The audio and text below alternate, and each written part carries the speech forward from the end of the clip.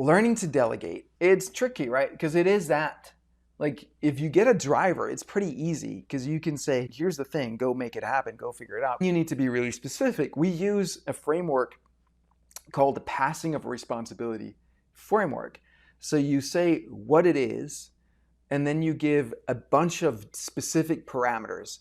Is there a deadline? What is the quality of work that needs to be done? Is it a shitty first draft, or is it a fully polished thing that you can send to our client, or what is it? How do you report on the progress, and to whom? At what point do you need to check in for, and check in on if you're moving in the right direction? Do you have resources available to you? Do you have authority to hire other people, etc.? Can you delegate it to someone else? All of those things need to be specified. If you have a process, then you need to specify what the process is. But before you do all of that, you need to explain to people, why is this important?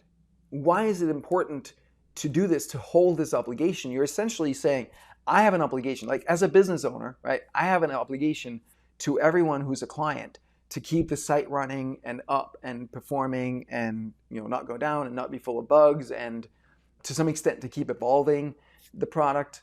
That's my obligation. It will always be mine. But I can ask someone else on the team to hold pieces of that obligation for me. But it's really helpful if I explain to them why it's important and what's the consequence if they don't hold that obligation.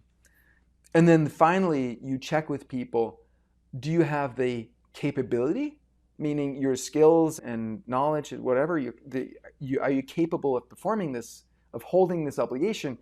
And do you have the capacity, meaning do you have the time to do so?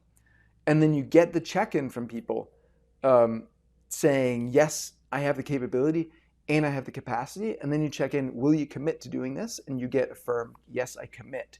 And if that commitment is made, that's sacred. Like, that needs to be held or renegotiated. Or they can come back and say, I can't commit to this, but here's what I could commit to instead. And then you can have that conversation.